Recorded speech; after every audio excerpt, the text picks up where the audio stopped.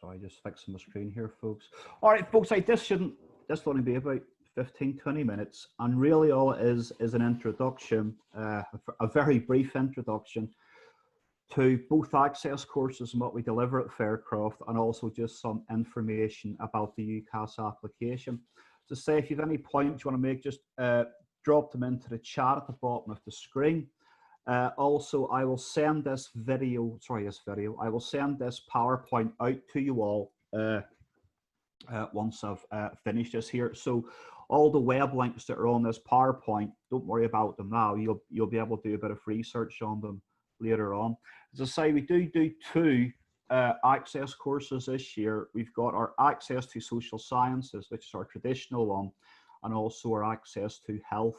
I'm just going to briefly explain the units on them and try and really give you a bit of a deeper understanding about what sociology and psychology involve, with specific reference to the Access course.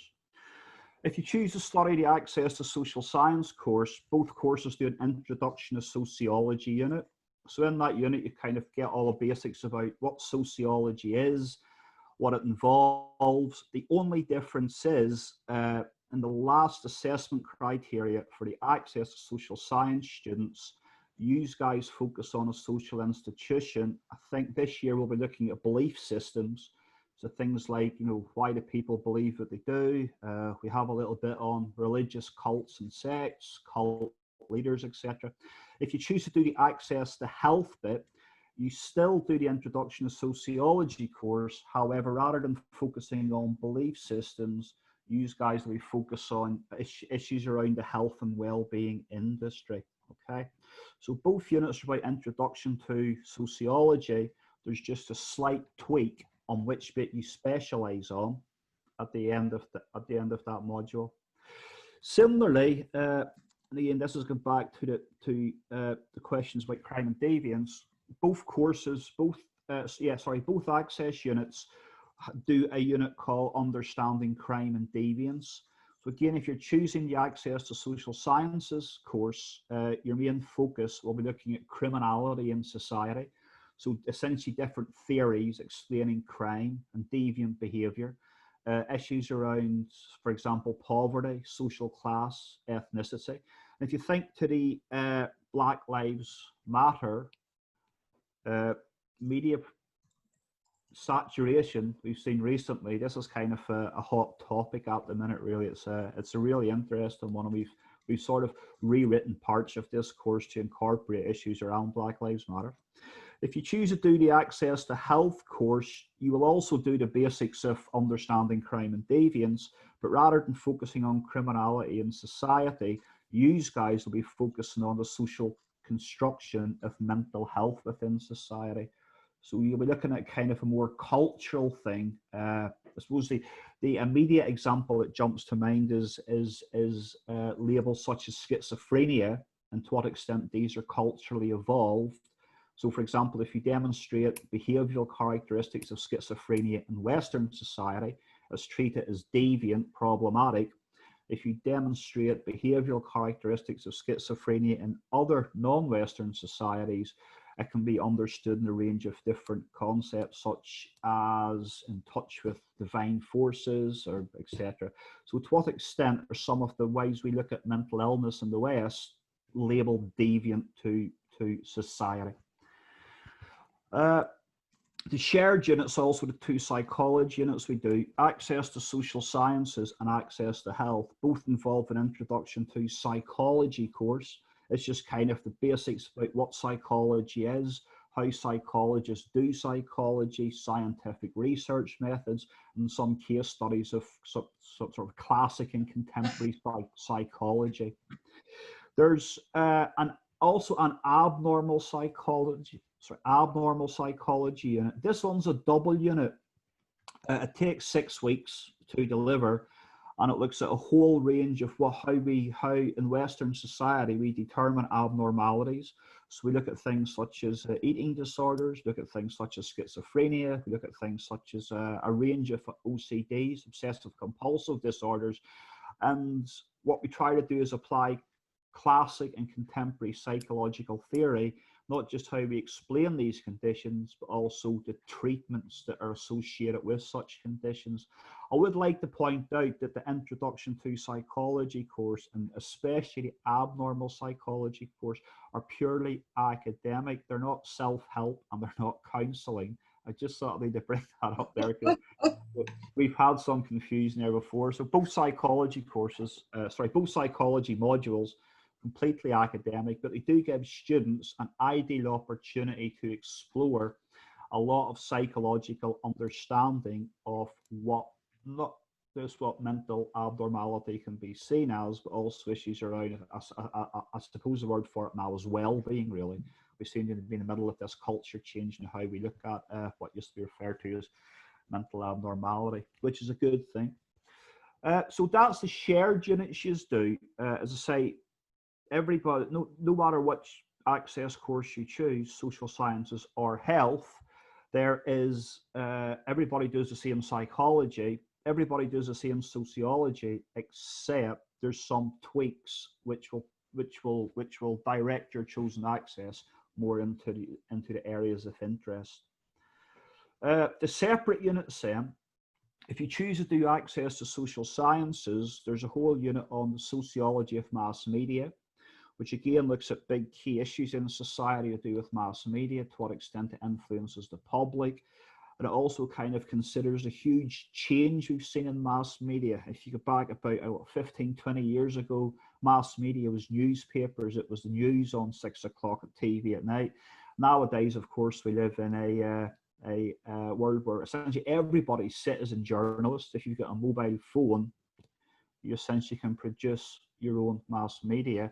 So we also talk about things around things like Facebook, Twitter, etc., and how these can have an influence on the public. If you think back to 4 years ago, to the referendum we all had on whether to remain or stay in the European Union, there's a whole heap of analysis coming through in it now on how media platforms such as Facebook was used to sway the way people were voting or thinking about membership of the European Union.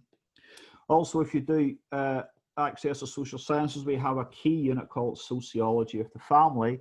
It kind of really just looks at issues about what a family is, to what extent family units have changed in the last 100 years. It raises some bigger questions too, is exactly like, do we actually need a family within society? If you choose to do the Access to Health unit, obviously your two social sciences unit change. One will be the Sociology of Health, which kind of looks into key sociological questions about, what do we mean by health? What do we mean by illness? It also looks at the relationship between the doctor and the patient, to what extent the concept of power is embedded within those relationships. It also has a look at kind of non-Western approaches to the treatment of illness and disease, and how health and illness is understood, again, at a cultural level. So how we do it here in the West may not be necessarily similar to how health and illness is understood in non-Western societies. The second module you'll do is social factors in health and social care. This essentially just looks at kind of how we can understand issues, again, to do with health and illness in terms of social categorization. So for example, in terms of social class, to what extent are people lower down the economic scale in society more likely to develop some kind of illnesses? We also look at ethnicity. Distribution of certain illnesses across ethnic groups appears to be different. And also gender. For example, there tends to be a trend in society to, well, say for example, to label females as more likely to be kleptomaniac or nymphomaniac than males for some strange reason. We also see how, in terms of social factors in health and social care, some of these here ideas feed into wider themes to do with deviance and criminal behaviour within society. So regardless of which Access course you choose, the social sciences Access or the health Access, there's a considerable amount of theory. And but I suppose the best thing is that if you choose to sign up for the Access, folks, there's going to be a shed load of reading. You get some big ideas coming your way, And as I say, it's quite an intensive course, so lots of reading involved. Perhaps a good place to start is to explain the unit structure. We kind of go for a unit where each unit is delivered across 3 weeks. It works out roughly at 6 hours a week, 18 hours in total, except for the abnormal psychology unit. As I say, it lasts for 6 weeks and obviously is seen as a double unit. So where you would receive 3 credits for each of your units you take, the abnormal psychology is a double unit. It's worth 6 credits. On the social sciences side of both Access courses, again, I think Angela mentioned earlier on how the way we assess your understanding tries to mirror what you'd experience at university. So you would expect things such as essays, presentations. I think there's one timed exam. We'll see how that goes this year, by the way. There's also group seminars, and also I think on the crime and deviance units, there's an opportunity to work on case studies as well.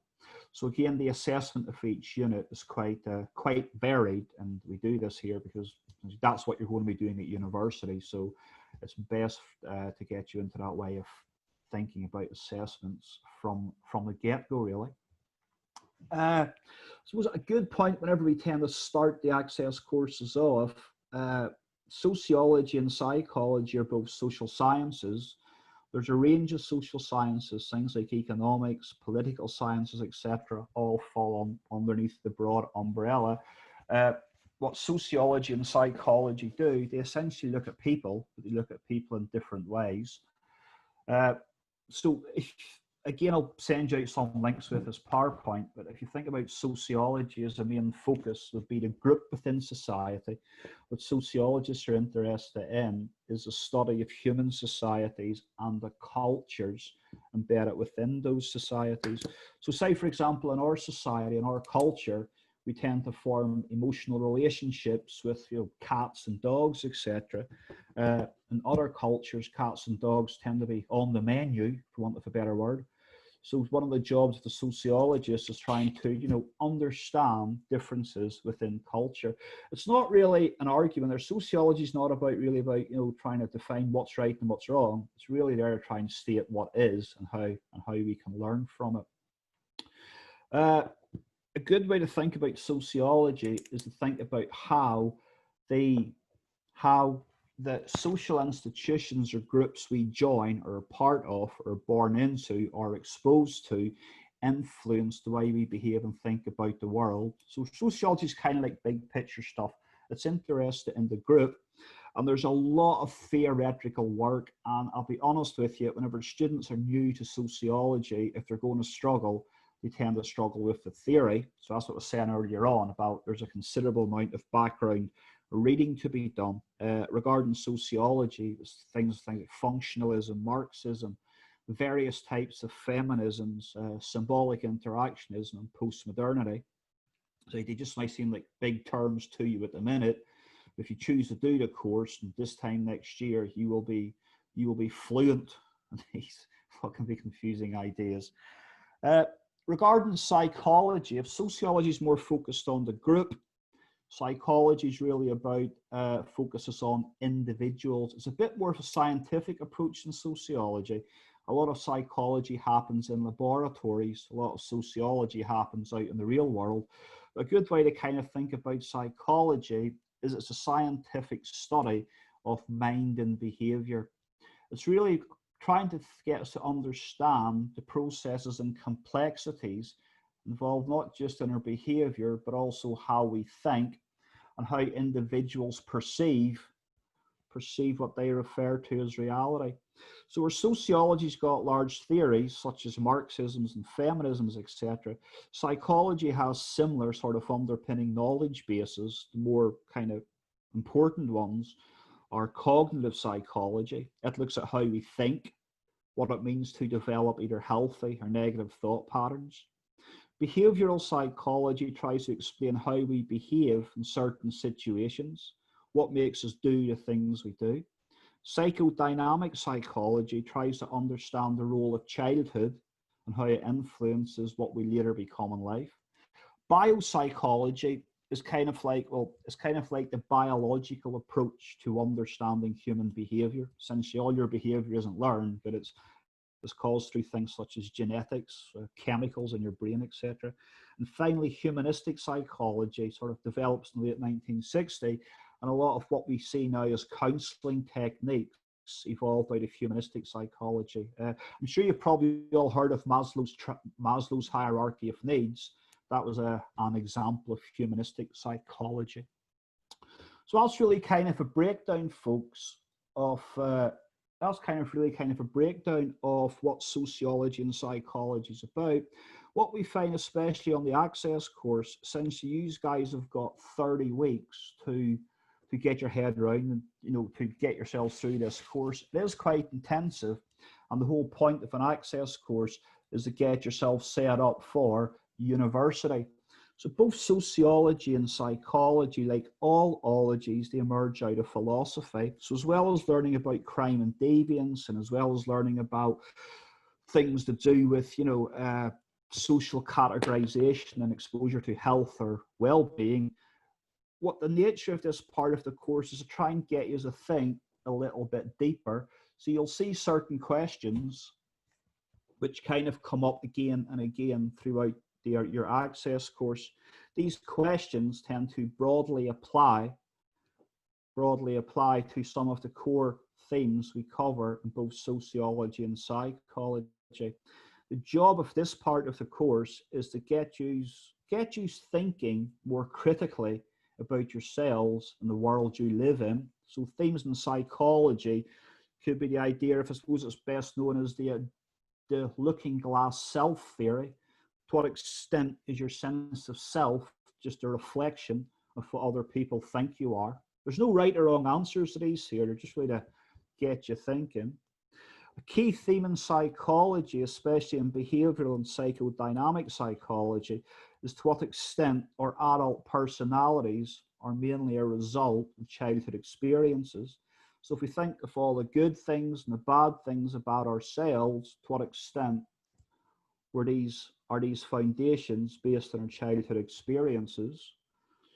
Memories also form a big part of a key theme, especially in a lot of biological psychology at the minute, is to what extent an individual can trust their memories. We all have them, but to what extent do we feel these here memories are accurate or real?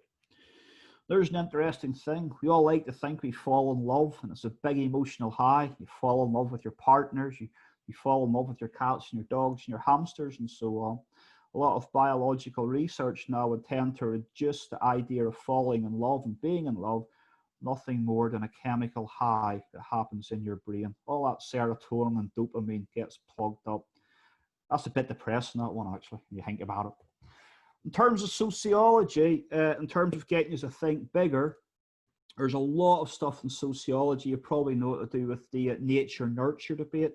Many people like to think we have an idea of free will within society. To what extent does free will actually exist? That's a common one that goes through the sociology modules.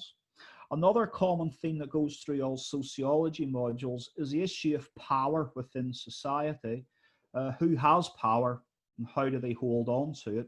This seems particularly appropriate whenever it comes to issues to do with social class, identity, ethnicity, and gender, issues around gender issues. Now, gender tends to be a fluid concept. Now, if you go back 30, 40 years, your gender was a bicentennial kind of choice. You were either male or you were either female. That's all changed now, and it tends to kind of give us an insight into the nature of social change within society, which is again is a massive kind of sociological theme that runs through all of the Access courses. Also, things we're starting to see in contemporary society, we're kind of seeing this kind of thing, tribalism back in fashion, us and them. It's not just about football teams, about City and Villa. It's also issues around gender now, it's issues around Brexit, it's issues around, it connects deeply into politics within society, I suppose best seen I suppose America at the minute would be a good case study, kind of Trump's sort of, idea you're either with us or you're against them.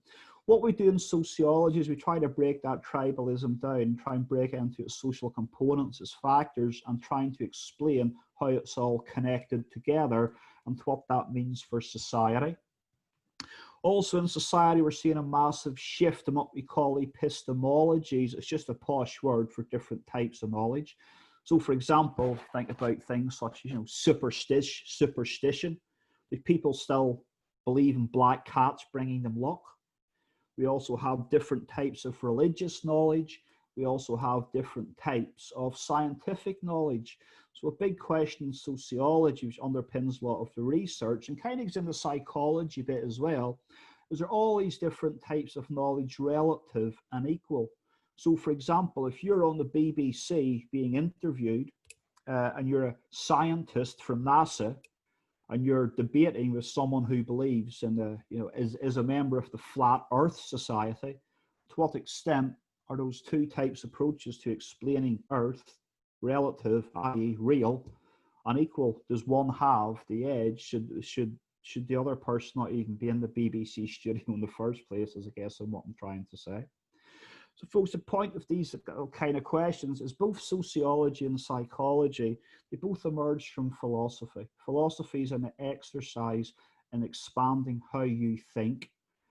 And the 4 questions down the left and the right are common and concurrent themes which go through both sociology and psychology. If anybody would like to leave their answers to any of those questions in the chat, I'd be more than happy to read through them and respond to them, or email me your answers. I love this kind of debate. What else? I think Angela mentioned earlier on about study skills. Whenever you're using the internet to research now, I don't think that many people, especially if you're born well before me, you don't really use books anymore. Many people now rely on the internet. Many people rely on the internet now to get their information. A key thing you need to understand, and this will fall into the study skills part of your Access course, is if you're using the internet to research, I'm sure Angela finds this the same in English and so on, you've got to make sure your sources are reliable. That means that, what's on the internet is actually true to the subject you're studying.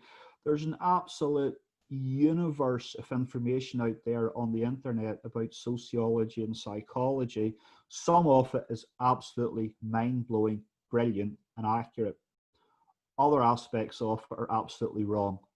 So one of the things you need to learn as you go through your Access course is how to source and use reliable information.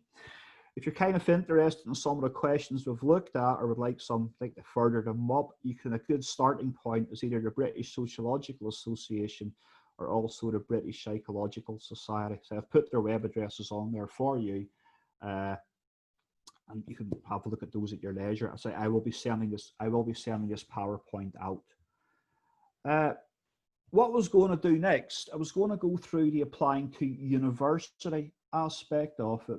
But I'm kind of thinking, do people need a comfort break for 5 minutes before we move on? Yeah, that'd be nice. Yeah. I think I'd appreciate there's a lot of stuff on across there, folks, and I do tend to speak extremely fast. Sorry about that. I think your pace is lovely. Fair enough. So what time is it now? 11 minutes past 12. Right, what will we all go for a 5-minute comfort break, get a coffee, then I'll do the UCAS stuff? Is that okay with everyone? Give us a thumbs up if that's all right.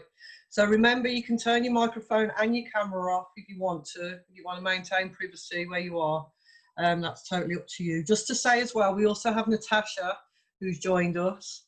Hi everyone. Hi Natasha. So as I've said in the chat, you'll get all the info, and please feel so if you ask questions and we've already covered it, you don't know that. So if you want to ask those questions again, because we're going to have a couple more question sessions, then you just carry on. So you want to take 5 minutes now as well, and then yeah, we'll all come back together. Thank you.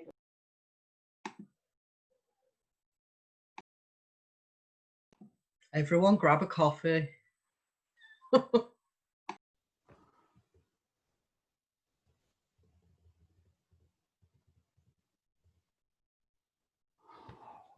All right, folks, welcome back.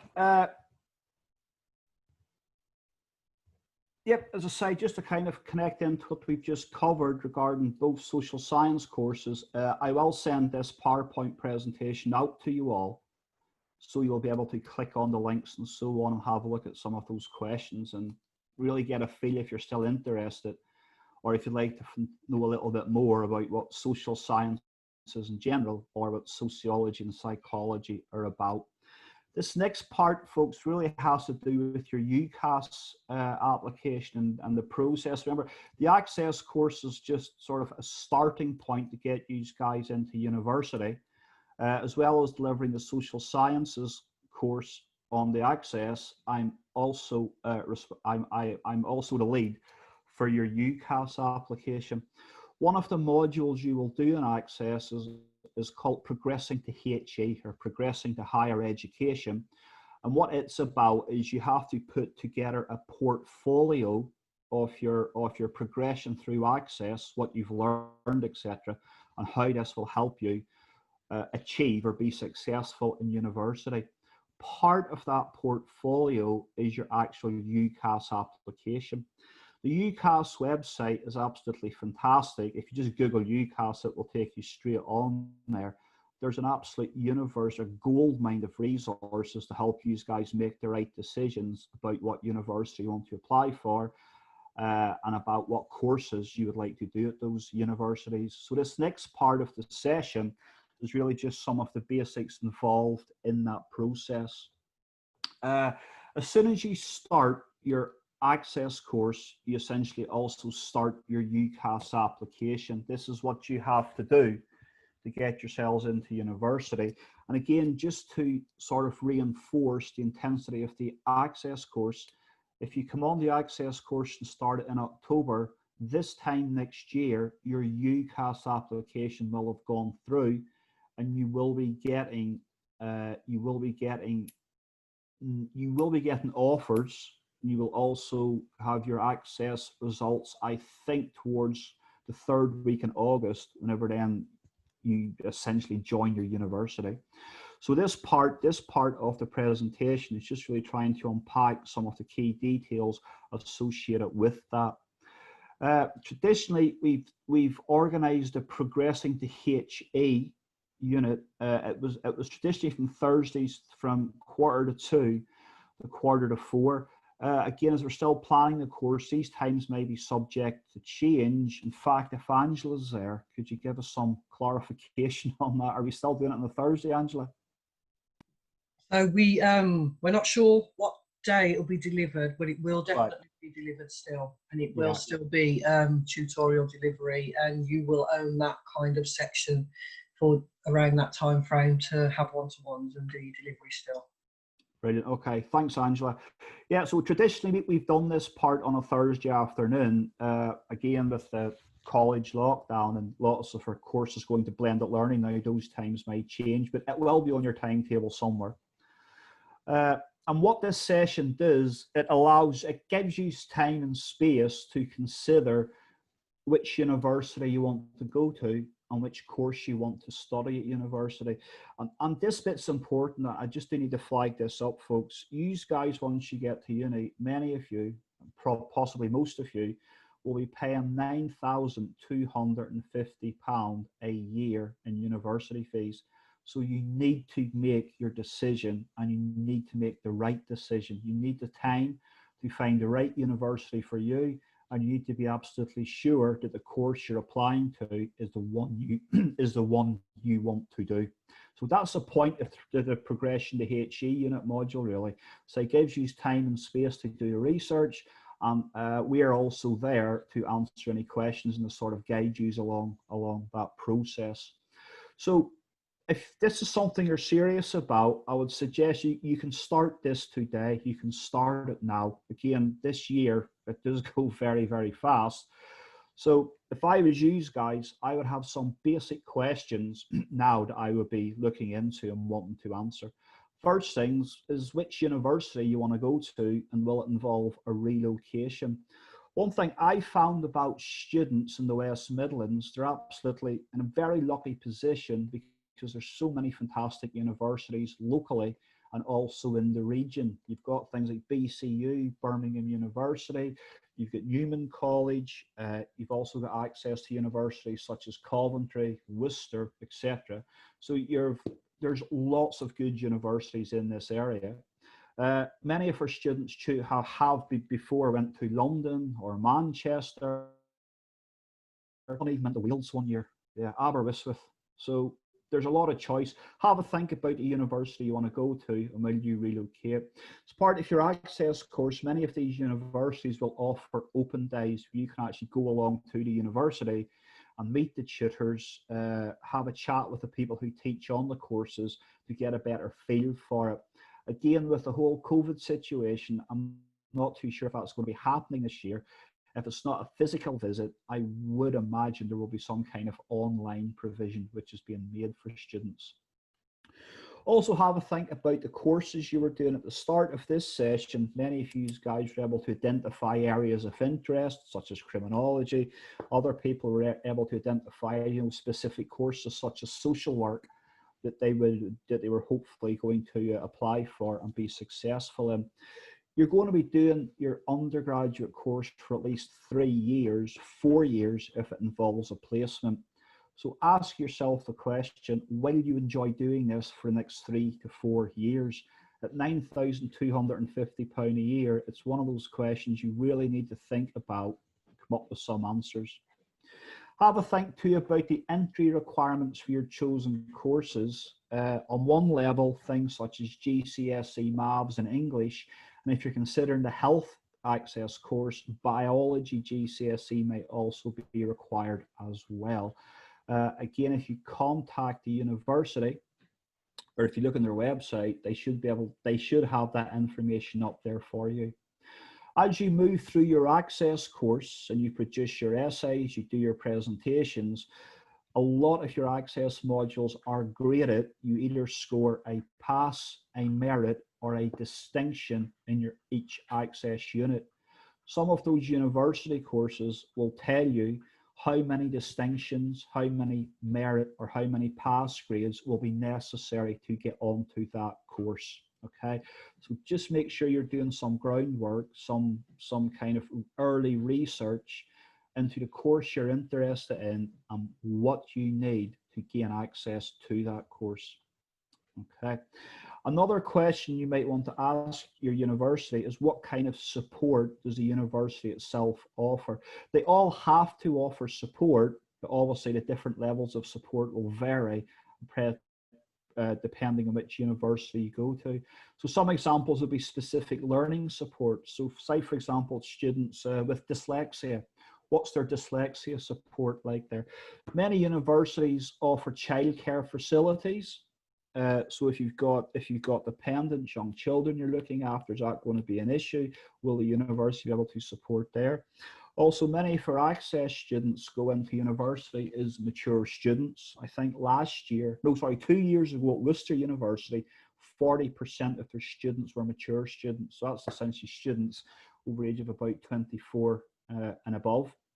It's a massive growth area at the minute, mature students, and we seem to be attracting, most universities are attracting more and more mature students, and as a result, many of them now have specific provision for mature students. They also offer mature student societies. So again, at this stage, although this is just sort of like a walkthrough about UCAS, if this is something you're seriously intending to doing, you should start the research for this bit now. Start it today once this is over. Get on those websites, have a look at those universities, have a look at the courses they offer, and start getting a feel for what you would like to be doing this time next year. Okay. Regarding Faircroft College, we set a deadline of the 15th of January for next year, obviously, but when we need to see your UCAS application complete and finished. Now, the deadline isn't written in stone. You can submit your UCAS application next February, next March, etc. But we would advise you to meet the 15th of January deadline. The reason for that being that if you meet that deadline, universities have to consider your application. If you submit after that deadline, the university doesn't necessarily have to doesn't have to consider your application. So if you're applying for a university course, which is more applicants than spaces available, social work would spring to mind. There's always more people apply for social work than there are spaces available. It's a competitive course. Many of the counselling courses are similar. We would strongly urge you to work towards the 15th of January deadline. But it gets a bit more complicated. The Acess tutors at the college, Angela, myself, Heather, Susan, there's a few of us delivering Acess courses. We need to write a reference for you guys.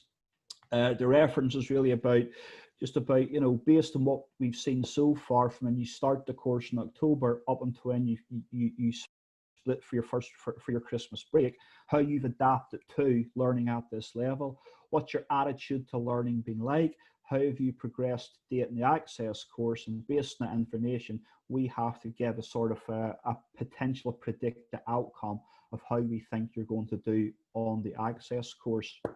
So just to put a further deadline in place, we need to have the UCAS finished before we break up for Christmas.